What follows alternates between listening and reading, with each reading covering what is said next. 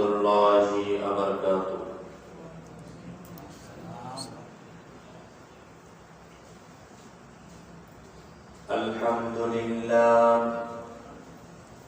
Alhamdulillah nahmaduhu wa nasta'inuhu wa nastaghfiruhu wa na'udzu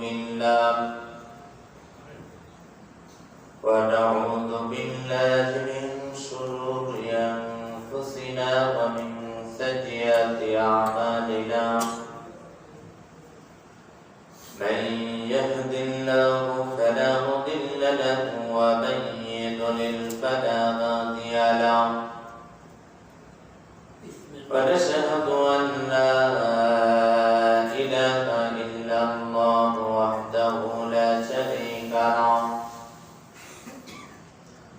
ونشهد أن سندنا ونبينا ومولانا محمدا عبده ورسوله فقد قال الله تعالى كلامه المجيد والفرقانه الحميد. সকলে আমার সঙ্গে জবান খুলে পড়ুন আউযু বিল্লাহি মিনাশ শাইতানির রাজীম। বিসমিল্লাহ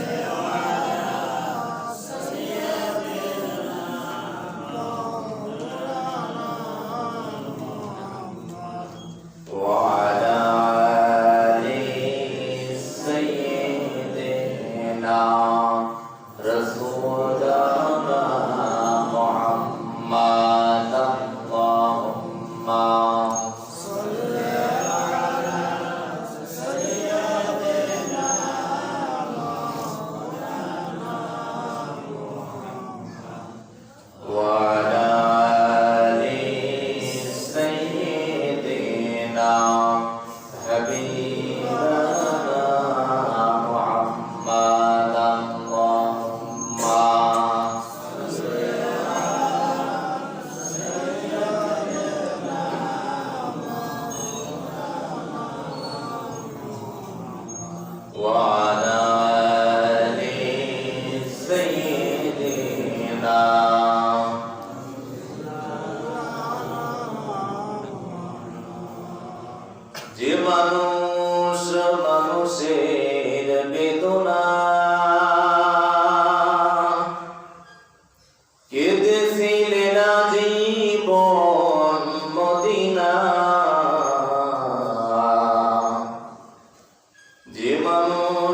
মানুষের বেদনায় কেঁদেছিলেন জীবন মদিনায়।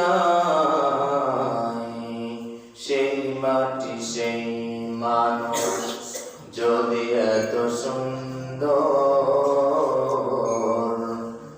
না জানি তাহলে তুমি কত সুন্দর, কত সুন্দর। একটু জিকির করে সুবহানাল্লাহ আলহামদুলিল্লাহ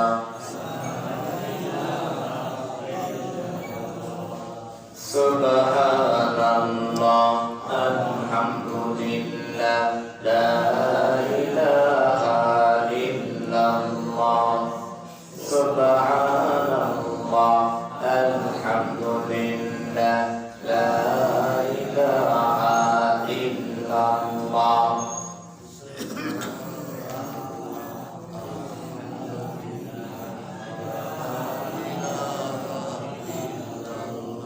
জোরে সুবহানাল্লাহ আলহামদুলিল্লাহ লা ইলাহা ইল্লাল্লাহ সুবহানাল্লাহ আলহামদুলিল্লাহ লা ইলাহা ইল্লাল্লাহ সুবহানাল্লাহ আলহামদুলিল্লাহ লা ইলাহা ইল্লাল্লাহ সুবহানাল্লাহ আলহামদুলিল্লাহ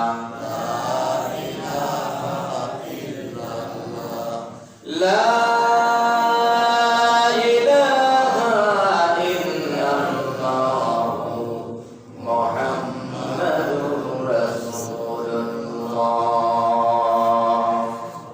সাল্লাল্লাহু আলাইহি ওয়াসাল্লাম। আল্লাহ পাকের দরবারে লাখো কোটি শুকরিয়া যে মহান রব, যে মহান স্রষ্টা আল্লাহ তাআলা আমাদের অত্যন্ত ভালোবেসে চয়েস করে বাছাই করে দুনিয়ার সমস্ত কাজ থেকে বিরত রেখে দুনিয়ার সমস্ত পেরেশানি থেকে মুক্ত করে বাছাই করে মহব্বত করে আল্লাহর ঘর মসজিদ আজকে জুমার দিন, এই জুমার দিনে আল্লাহর হুকুম 2 রাকাত জুমার ফরজ নামাজ আদায়ের উদ্দেশ্যে কোটি কয়েকজন আল্লাহর গোলাম অধম পাপী বান্দা হতচ্ছাড়া বান্দাদের আসার মতন বসার মতন যে মাবুদ সুযোগ করে দিলেন, সেই মহান রবের প্রতি, সেই মহান স্রষ্টার প্রতি একবার সকলে কালিমাতুশ শুকর আদায় করি, সকলে বলি আলহামদুলিল্লাহ। আর সেই মানবতার মুক্তির জন্য নির্যাতিত নিপীড়িত মানুষের শান্তির জন্য মুক্তির জন্য যিনি এই পৃথিবীতে এসেছিলেন, আমার আপনার জানের নবী প্রাণের নবী সোনার মদিনায় যিনি সবুজ গম্বুজের নিচে ঘুমিয়ে আছেন, সেই বিশ্ব নবীর প্রতি আমরা সকলেই অন্তরের অন্তরস্থল থেকে দরুদ পেশ করি, সকলে বলি সাল্লাল্লাহু আলাইহি ওয়াসাল্লাম। প্রিয় হাজিরিন, আল্লাহ রাব্বুল আলামিন तमाम পৃথিবীর মানুষের কাছে কুরআনুল কারীমের সূরা ইনসানের মধ্যে প্রশ্ন দিচ্ছেন। तमाम পৃথিবীর মানুষের কাছে আল্লাহ রাব্বুল আলামিন সূরা ইনসানের মধ্যে প্রশ্ন দিচ্ছেন। আমার আল্লাহ তাআলা বলতেছেন, ও দুনিয়ার মানুষ তোমরা শোনো, আমি তোমাদের রব, আমি তোমাদের স্রষ্টা, আমি তোমাদের একটি প্রশ্ন করতেছি, তোমরা আমার এই প্রশ্নের জবাবটা তোমরা দিয়ে দাও। আল্লাহ পাক রব্বুল আলামিন প্রশ্ন করতেছেন কোরআনুল কারীমের মধ্যে। আল্লাহ তাআলা বলতেছেন, হাল আতা আলাল ইনসানি হিনুম মিনাদ দাহরি লাম ইয়াকুন শাইআম মাযকুরা।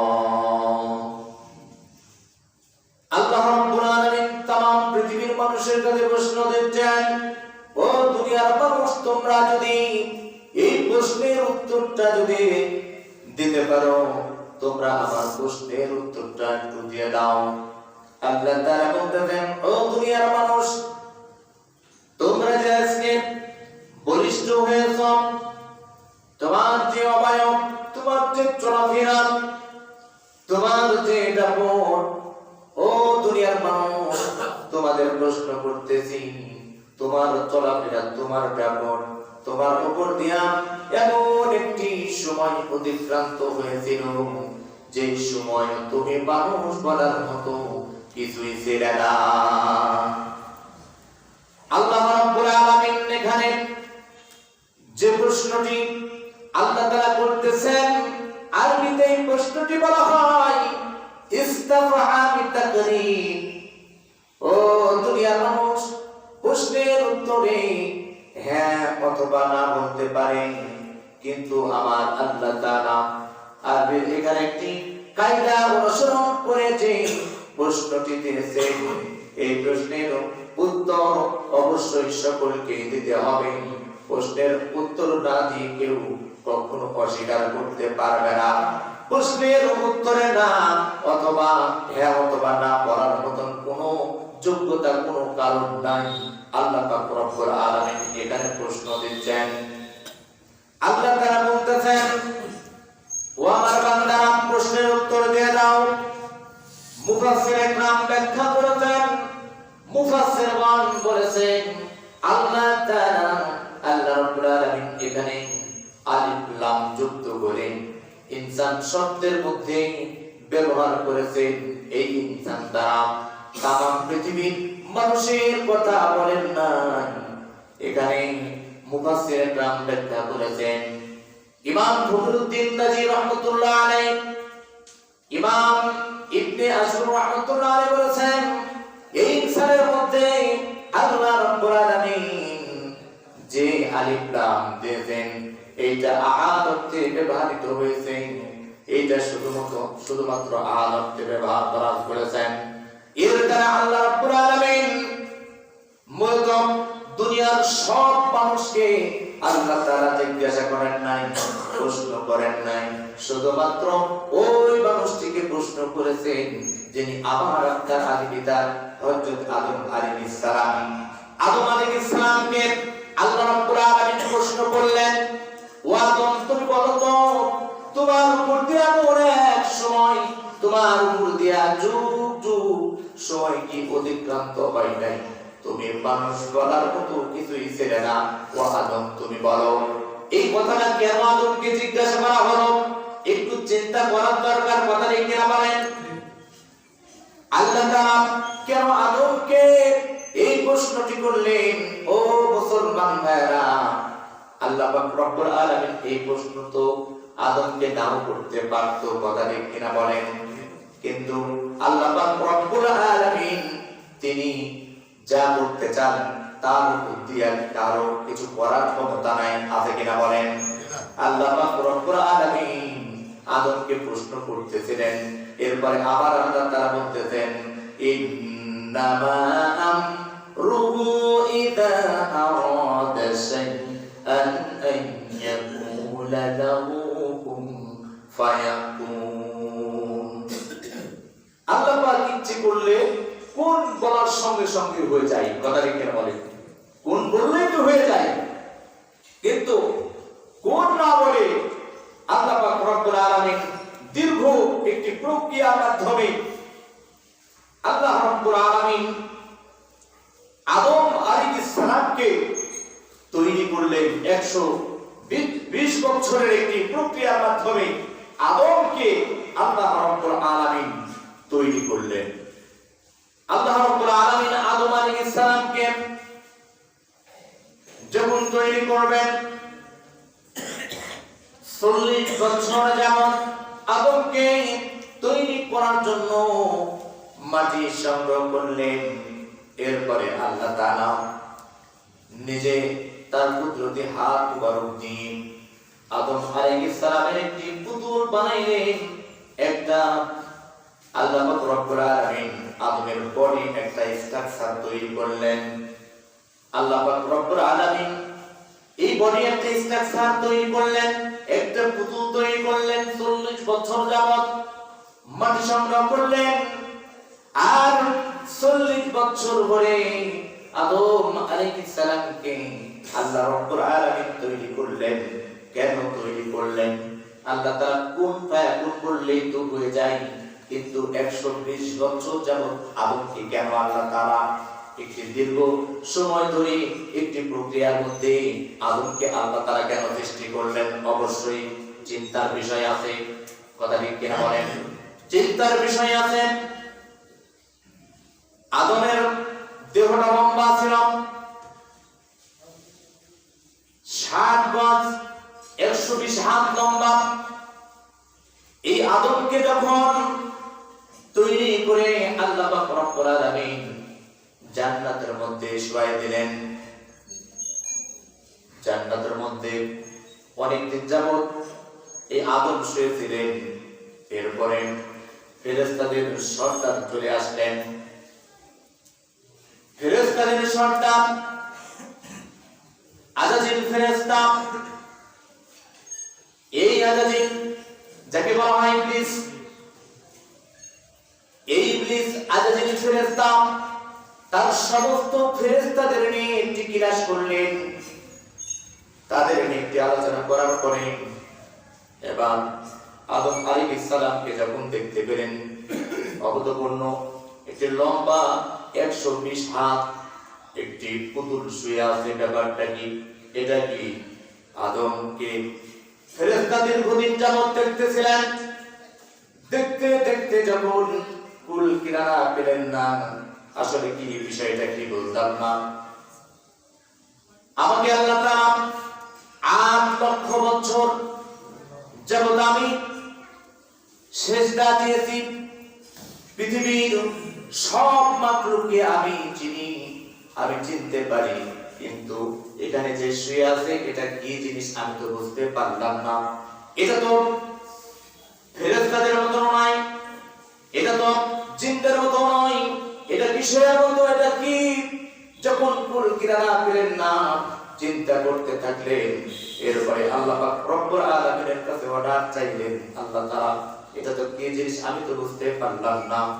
এবার আমি তার ভিতরে ঢুকবো।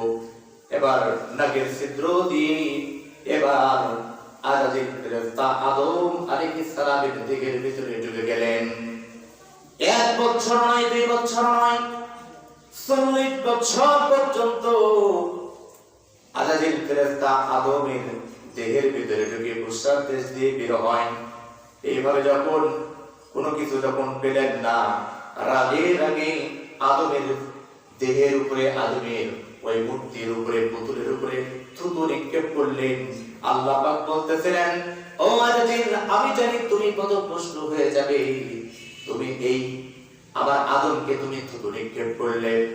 আর ফেরেশতা ছিল, ওই সমস্ত ফেরেশতাদেরকে আল্লাহ পাক রব্বুল আলামিন বলে দিলেন, ও ফেরেশতারা, আমার আদমের শরীরে যেখানে থুতু লেগেছে ওখান থেকে ওই থুতুটা ফেলে দাও। থুতুটা যখন ফেলে দিল, আল্লাহ পাক রব্বুল আলামিন বলে দিল যে আদমের সন্তান কিয়ামত পর্যন্ত যত আসবে, এই যে আযাজিল ফেরেশতা যে থুতু নিক্ষেপ করেছে, এটা সারা জীবন কিয়ামত পর্যন্ত একটি ইতিহাস মানুষ চিনতে পারবে। আদম জাতির সেই নাভিস্থল, নাভি যে আমাদের প্রত্যেকের যে নিচু, ওখান থেকে সেই আল্লাহ পাক রব্বুল আলামিন ফেরেশতাদেরকে বলে দিলেন, ওই থুতুটা ফেলে দাও, থুতুটা উঠাই ফেলো। এই থুতুটা উঠানোর কারণে ওখানে আদম সন্তানের প্রত্যেকের নাভির কাছে ওখানে নিচু আল্লাহ তাআলা তৈরি করে দিলেন, যাতে করে কিয়ামত পর্যন্ত যত মানুষ আসবে, আদমের সন্তান আসবে, প্রত্যেকের নাভির কাছে নিচু থাকবে। প্রিয় হাজিরিন, প্রিয় মুসলমান ভাইরা, এই যে আল্লাহ পাক রব্বুল আলামিন আদম আলাইহিস সালামকে এমন ভাবে আল্লাহ তাআলা এই আয়াতের মধ্যে দিয়ে কেন আল্লাহ তাআলা জিজ্ঞাসা করলেন, কেন জিজ্ঞাসা করলেন? এই আয়াত কারিমার আলোকে এই পৃথিবীর মানুষের মনে 4টি চারটি কারণ আল্লাহ রাব্বুল আলামিন আল্লাহ পাক রব্বুল আলামিনের প্রতি কৃতজ্ঞতা স্বীকার করতে বলতেছেন। মৌলিক কয়টি কারণে? চারটি কারণে আল্লাহ রাব্বুল আলামিন বলতেছেন তোমরা কৃতজ্ঞতা স্বীকার করো। কেন তোমরা কৃতজ্ঞতা স্বীকার করবে? আল্লাহ রাব্বুল আলামিন বলতেছেন মানুষকে, আল্লাহ রাব্বুল আলামিন বলছেন ও দুনিয়ার মানুষ, তুমি যখন দুনিয়াতে আসবে তুমি আমার কাছে অ্যাপ্লাই করো নাই, তুমি আমার কাছে আবেদন জানাও নাই যে আমি পৃথিবীতে আসবো, এই কথা তোমরা বলো নাই। আমি তোমাদের রব, আমি তোমাদের স্রষ্টা, আমি তোমাদেরকে পৃথিবীতে নিয়ে আসছি, এটা তোমাদেরকে স্বীকার করতে হবে। আমরা স্বীকার করি না বলেন? আল্লাহ পাক আমাদের নিয়ে আসছেন, যেমন ইচ্ছা তেমনি নিয়ে আসছেন, এতে কোনো সন্দেহ আছে? সন্দেহ নেই, এটা আমরা স্বীকার করি। আর দুই নাম্বার হলো আল্লাহ পাক রব্বুল আলামিন এই পৃথিবীতে অনেক কিছু সৃষ্টি করেছে। শুকুর, কুকুর, বিড়াল, ইঁদুর, টিকটিকি, তেলাপোকা, বিভিন্ন মাখলুক আল্লাহ তাআলা সৃষ্টি করেছেন। করেছেন কিনা বলেন? এত কিছু সৃষ্টি করলেন, এর ভিতরে আল্লাহ পাক রব্বুল আলামিন এত সুন্দরভাবে আমাদের সৃষ্টি করলেন, তৈরি করলেন। আল্লাহ তাআলা কোরআনে কারিমে বলতেছেন লাকাদ খালাকনাল ইনসানা ফি আহসানি তাকওয়িম, আমি তোমাদের অত্যন্ত সুন্দর আকৃতি দিয়ে আমি আল্লাহ তাআলা সুন্দর করে তোমাদেরকে আমি তৈরি করেছি, এই পৃথিবীতে তোমাদেরকে আমি সৃষ্টি করেছি, বানিয়েছি। কথা লিখে হয় আল্লাহ পাক দেখেন ইচ্ছে করলে ওই রকম আল্লাহ তাআলা আমাদের বানিয়ে দিতে পারতো। কেমনে বানিয়ে দিতে পারতো? ওই ইঁদুর, শুকুর, ওই মহিলাদের মাথায় যে ছোট্ট ছোট্ট উকুন আছে, আছে কিনা বলেন? চুলের সঙ্গে একটি লেগে থাকে, যাকে বলা হয় লিক বলা হয়। ওই লিক যখন উঠানো হয়, উঠানোর পরে চুলের গোড়া থেকে ওটা ধরে চুলের আগা দিয়ে বের করে। কথা লিখে না বলেন? এরপরে ওইটা সুন্দরভাবে ওটা তোলার পরে মারতে আবার একটা আনন্দ লাগে। কথা লিখে না বলেন? একটু শব্দ হয়, পটাশ শব্দ হয় না বলেন? আল্লাহ পাক ইচ্ছে করলে আমাকে আপনাকে ওই মহিলাদের, মা বোনদের মাথায় যে চুলের ভিতরে যে উকুন, ওই উকুন আমাদের বানাইতে পারতো কিনা বলেন? আল্লাহ তাআলা বানাইতে পারতো। তিন নম্বর কারণ, প্রিয় মুসলমান ভাইরা, আল্লাহ রাব্বুল আলামিন এই মানুষের ব্রেন, এই ব্রেনটা পানির উপরে ভাসমান অবস্থায় আছে। এই ব্রেনের মধ্যে লক্ষ লক্ষ শিরা বিরাট আর ব্রেন হচ্ছে, এই বিরাট সার্কুলেট হচ্ছে। আল্লাহ পাক ইচ্ছে করলে আমার আপনার একটা দুইটা যদি শিরা যদি বন্ধ করে দেয়, তাহলে আমার আপনার অবস্থা কি হবে? আমার আপনার অবস্থা কি হবে? একদিন গাড়ির মধ্যে উঠেছি, গাড়ির ভিতরে থেকে একজন যুবক, একটু সুন্দর ছেলে, তার শরীরের মধ্যে সুন্দর একটি সাদা শার্ট পরে আছে, প্যান্ট পরে আছে, জুতা পরে আছে। কিন্তু ওই আল্লাহর বান্দা বাস থেকে, গাড়ি থেকে দৌড় দিয়ে চলতি গাড়ি থেকে লাফ দেওয়ার জন্য, দৌড় দিয়ে লাফ দেওয়ার জন্য ভূমিকা পালন করতেছেন। ইতিমধ্যে লোকজন তাকে ধরতেছেন। কেন ধরতেছেন?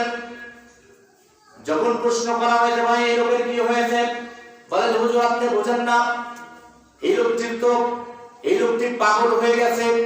ভাই পাগল কেমনে হলো? এর তো পা তো লম্বাই দেখতে পাচ্ছি। বলে হুজুর আসলে আপনি বেশি বুঝেন, লোকটির মাথা ব্রেন উল্টা পাল্টা হয়ে গেছে, এই জন্য এই মানুষটি এই গাড়ির চলতি গাড়ি থেকে লাফ দেওয়ার জন্য বারবার চেষ্টা করতেছে। কিন্তু এই মানুষটির দুইটা হাত সুন্দর, দুইটা পা সুন্দর, ওই মানুষটির কত সুন্দর দুইটা চক্ষু, ওই মানুষটির দুইটা চোখ কত সুন্দর, নাক কত সুন্দর, দুইটা কান কত সুন্দর।